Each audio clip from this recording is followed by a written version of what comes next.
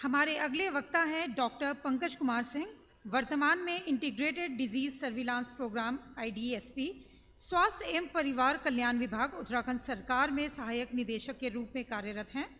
उन्हें 2018 में Charles shepherd science award से सम्मानित किया गया और 2022 में मुख्यमंत्री द्वारा गुड गवर्नेंस कार्य उत्कृष्टता पुरस्कार से भी सम्मानित किया गया। Sir please.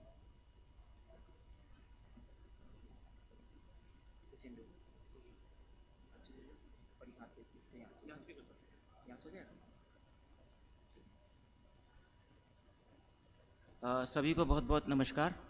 मैं डॉक्टर पंकज सिंह हूँ और जैसा हमारा टॉपिक है आज का हेल्थ का, मानसून से संबंधित बीमारी और उनकी रोकथाम, तो मुझे लगता है कि थोड़ा सा डिफरेंट टॉपिक होगा अभी तक जिस तरह के टॉपिक्स आ रहे हैं।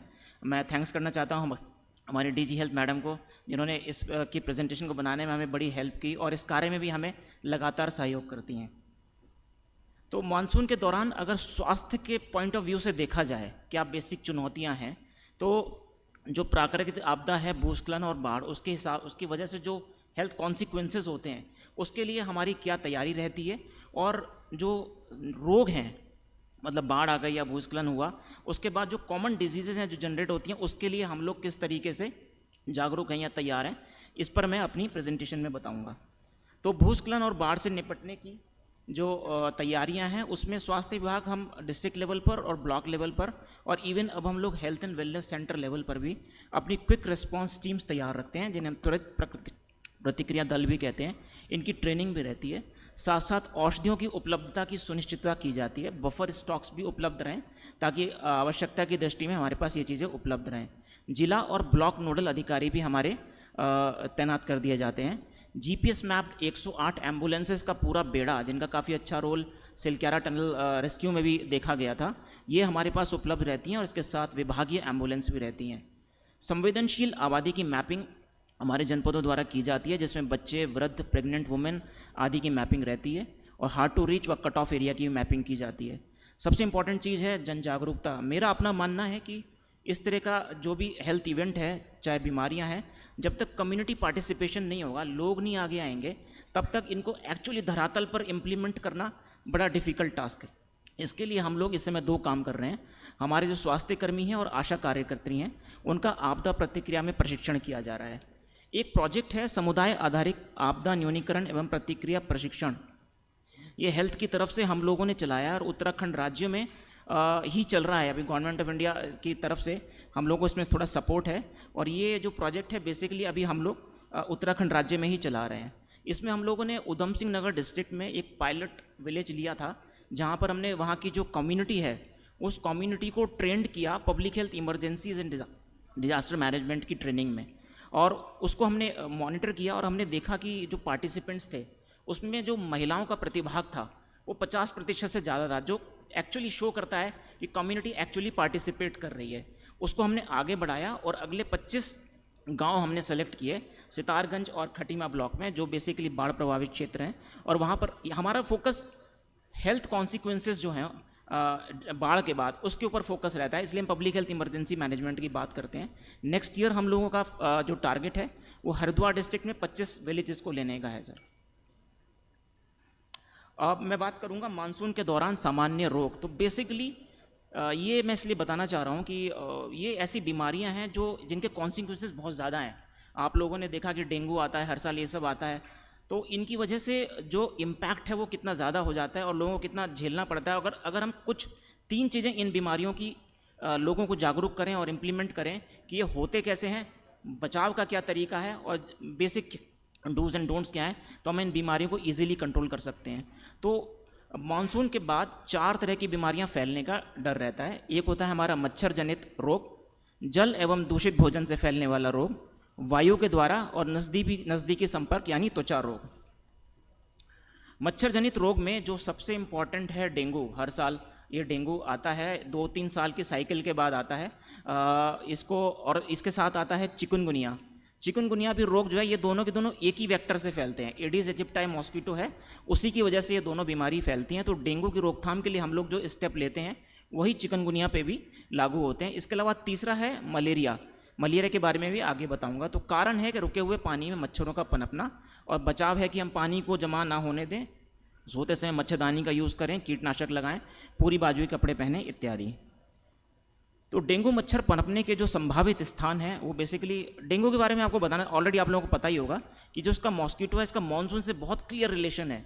ये जो मॉस्किटो ये नदी तालाब ऐसी जगहों पे नहीं पैदा होता है, जहाँ मिट्टी है और पानी है वहाँ नहीं पैदा होगा। जहाँ बारिश का पानी किसी भी कृत्रिम पात्र मतलब प्लास्टिक, कंटेनर, टायर, इन सब जगह पे जमा होगा, वहाँ पर ये मॉस्किटो ब्रीड करता है। इसके अलावा ये कहीं और ब्रीड नहीं करेगा। तो अगर आप इसको देखेंगे तो गुलदस्ते हो गए, ड्रम हो गया, टायर हो गया, इस तरह का कबाड़ हो गया, इन जगहों पर ये मॉस्किटो ब्रीड करता है। इस मॉस्किटो को टाइगर मॉस्किटो भी कहते हैं। ये अलग तरीके का मॉस्किटो है। इसको टाइगर इसलिए कहते हैं क्योंकि इसकी बॉडी पर वाइट पट्टियाँ होती हैं, पैरों पर और बॉडी पर वाइट पट्टियाँ होती हैं, इसलिए इसको टाइगर मॉस्किटो कहते हैं। टाइगर मॉस्किटो कहने का एक रीज़न और है, ये डे बाइटर होता है, डे बाइटर। तो ये क्या करता है कि दिन में कहीं पर भी ये दिन में ही काटेगा आपको। तो आपके ऑफिस में या कहीं पर भी छुपा होगा और एक शॉर्ट बाइट लेगा और आपको पीछे से काटेगा। जनरली अगर आपको गले के पीछे या कोहनी पे बाइट फील होता है तो आप समझिए आपको एडिस इजिप्टाई ने काटा है, डेंगू के मच्छर ने। तो इसलिए इसको कहते हैं टाइगर की तरह अटैक करता है पीछे से। इसको रोकने का तरीका सिंपल है, सोर्स रिडक्शन यानी लार्वा कंट्रोल। मैंने आपको बताया इस तरह के आर्टिकल्स हैं जहाँ पर ये पैदा होता है, तो अगर हम उनमें से पानी हटाएंगे तो इसको कंट्रोल किया जा सकता है, इसके ट्रांसमिशन को। इसमें पिक्चर्स में देखिए कूलर है, इस तरीके के जो पशुओं के नान वगैरह होता है उनमें पानी, टायर है, टंकियाँ हैं, इन सब में यहाँ ये पैदा होता है। डेंगू को लेकर काफ़ी भ्रांति रहती है। जब डेंगू आता है तो लोग बड़ा पैनिक करने लगते हैं कि डेंगू आ गया है करके। तो डेंगू की एक इंपॉर्टेंट चीज़ है कि डेंगू तभी होगा जब एजेंट, होस्ट और एनवायरनमेंट, ये तीनों चीज़ें मिलेंगी। इसका मतलब है एजेंट मतलब वायरस, डेंगू वायरस, होस्ट मतलब ह्यूमन बींग्स, और एनवायरनमेंट मतलब एक पर्टिकुलर रेनफॉल, टेम्परेचर और ह्यूमिडिटी। ये तीन चीज़ जब मिलती हैं तो इसका ट्रांसमिशन होता है। और ये जो पीरियड है उत्तराखंड में, ये बेसिकली जुलाई एंड से लेके अक्टूबर एंड तक रहता है, जब ये तीनों चीज़ें मिलती हैं करके। तो जो 95% केस होते हैं, 90 to 95%, वो डेंगू बुखार, साधारण बुखार के केसेस होते हैं। बाकी जो 5% केस है उसमें हमारे हेमरेजिक और शॉक सिंड्रोम के चांसेस होते हैं जाने के, जो कि थोड़ा सा लिथैलिटी की तरफ आगे बढ़ते हैं। ये 5-6 पॉइंट्स हम हर जगह आईसी में देते हैं, और मेरा अनुरोध है डिजास्टर मैनेजमेंट के भी थ्रू कि आज जितने भी हमारे सब पार्टिसिपेंट्स हैं ये भी ये मैसेजेस आगे जरूर करें कि डेंगू एक तो खुद ठीक होने वाला रोग है। इसमें लोग जो गलती करते हैं वो गलती ये करते हैं कि एक तो अपने आप से ट्रीटमेंट लेना शुरू कर देते हैं, या कहीं पर जो गाँव वगैरह में थोड़ा झोला चाप वगैरह से ट्रीटमेंट लेना शुरू करते हैं, जिस वजह से कॉम्प्लेक्स होने की चांसेस बढ़ जाते हैं। इसमें आपका कोई ना तो टीका उपलब्ध है अभी, और ना ही कोई इसकी पर्टिकुलर मेडिसिन उपलब्ध है। सिर्फ बुखार है तो पैरासीटामोल की गोली लेनी होती है। अगर हम NSAID लेते हैं, मतलब डिस्प्रिन, एस्पिरिन वगैरह लेते हैं, तो ब्लीडिंग के चांसेस बढ़ जाते हैं और डेंगू थोड़ा कॉम्प्लिकेट हो जाता है। तो ये सिंपल सी चीज़ है, खाना नॉर्मली खाइए, अधिक पानी पिलाइए और रोगी को आराम करने दीजिए। यदि किसी को DHF या DSS के लक्षण होते हैं तो उन्हें इमीडिएटली नियर बाय हॉस्पिटल में अपने आप को दिखाना है। हर किसी आदमी में प्लेटलेट की ज़रूरत नहीं होती, हर एक आदमी प्लेटलेट के लिए दौड़ने लगता है। जब प्लेटलेट्स 10,000 से कम होते हैं और डॉक्टर को लगता है कि प्लेटलेट चढ़ाना चाहिए, तभी प्लेटलेट्स की आवश्यकता होती है, और बहुत ही कम लोगों में प्लेटलेट्स की आवश्यकता पड़ती है। बचने के लिए घर की खिड़कियों और दरवाजों पर अगर जाली वगैरह लगी है तो मच्छर नहीं आएंगे। आप ऐसे कपड़े पहनिए जिससे आपका अधिक से अधिक बाग ढका रहे, और मॉइस्ट कॉइल्स वगैरह का इस्तेमाल करिए और मच्छरदानी का उपयोग करिए। मलेरिया को अगर हम देखें तो मलेरिया, देखिए ग्राफ देखिए, मलेरिया किसी टाइम पर एक ऐसी बीमारी होती थी जिसने बड़ी बड़ी आर्मीज़ को युद्ध हराया हुआ है। मतलब कई इस तरीके से पूरी आर्मीज़ को मलेरिया हो जाया करता था। लेकिन आज की डेट में मलेरिया काफ़ी कंट्रोल्ड है, क्योंकि हम लोग थोड़ा अर्बनाइजेशन की तरफ जा रहे हैं। मलेरिया थोड़ा रूरल डिजीज़ है, और अगर आप उत्तराखंड का डेटा देखें तो 2014 से 97.95% डिक्लाइन है, कुछ ही जगहों पर मलेरिया है। लेकिन ऐसा नहीं है, मलेरिया का एक प्रॉपर्टी होता है। अभी हम अर्बन मलेरिया की तरफ जा रहे हैं, तो मानसून में मलेरिया का पूरा चांस होता है रिकरेंस का, और अर्बन एरिया में मलेरिया दोबारा से आने की चांस रहती है, जिसमें प्लाज्मोडियम फैल्सिपेरम, जो इसका जो थोड़ा सा लीथल वेरिएंट है, उसके बढ़ने के चांसेस होते हैं। तो मलेरिया को हमें भूलना नहीं है, इस पर हमें ध्यान रखना है। ये 2 की मैसेजेस हैं। मलेरिया हो तो हमें उसे कैसे पहचानना है। सर्दी व कंपन के साथ बुखार आएगा तो मलेरिया होगा, तेज बुखार और सर दर्द होगा, और इसका ट्रीटमेंट अवेलेबल है, हर जगह पे फ्री ऑफ कॉस्ट अवेलेबल है। 5 दिन का ट्रीटमेंट होता है वाइवेक्स का, तो अगर आपने लिया तो आप ठीक हो जाएंगे, अगर टाइमली आप ट्रीटमेंट लेते हैं। तो बेसिकली मलेरिया के दो ही की मैसेजेस हैं।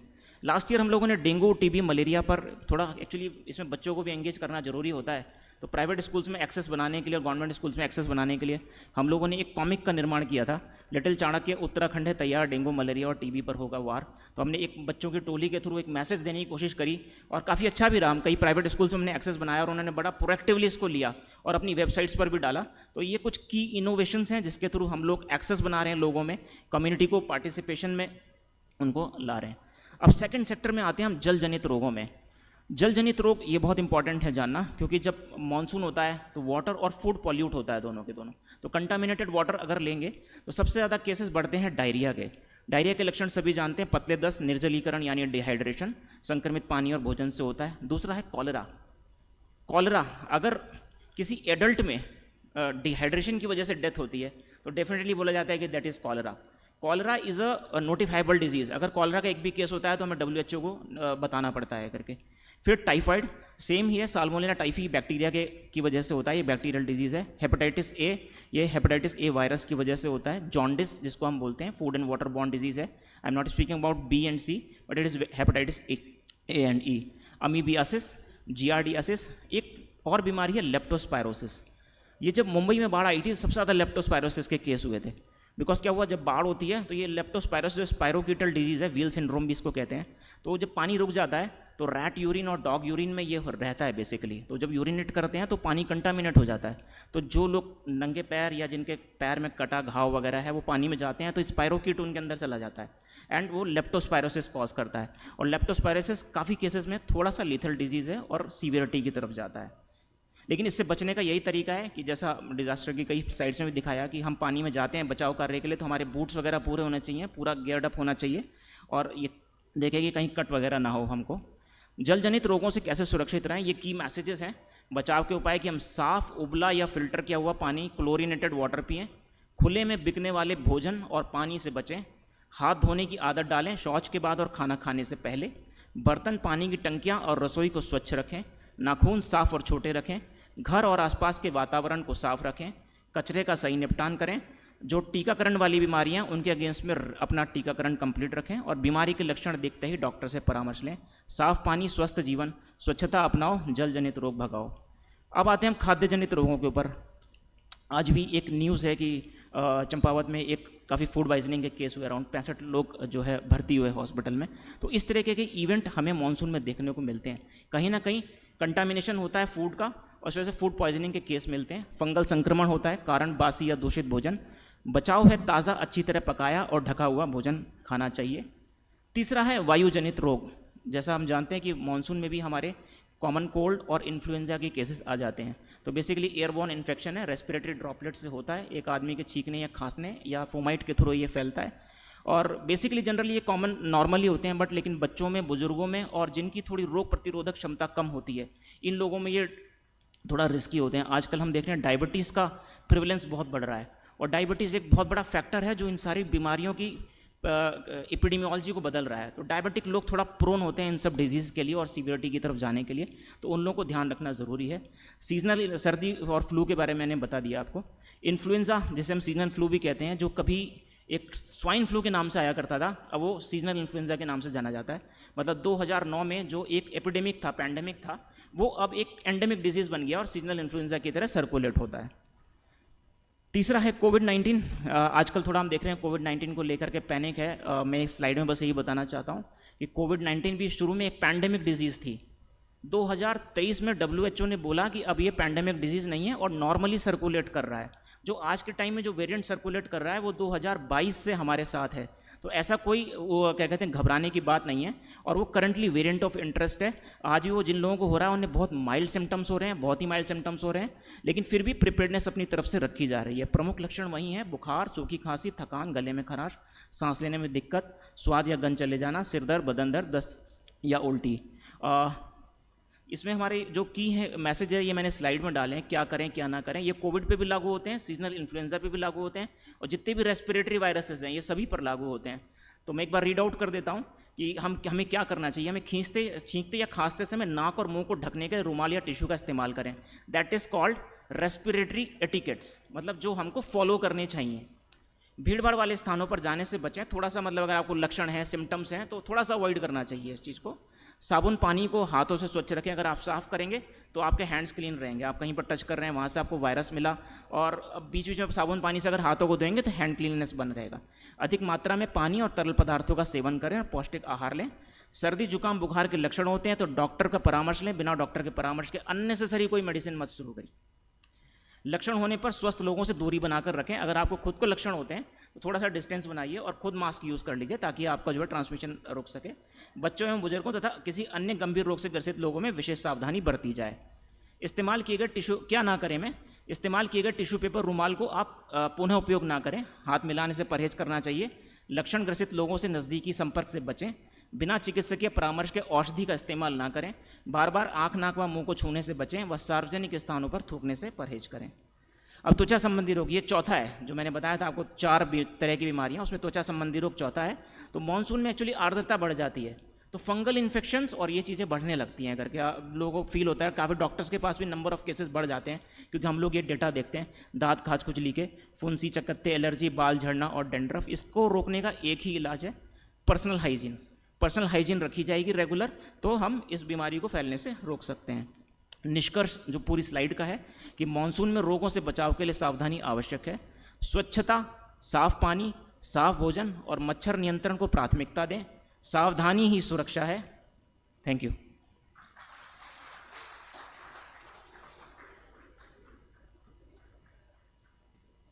Thank you sir for such interesting presentation.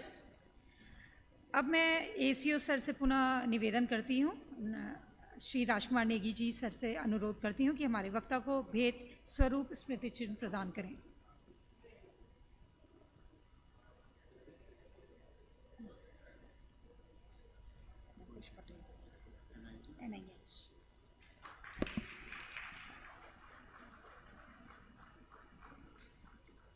हमारे अगले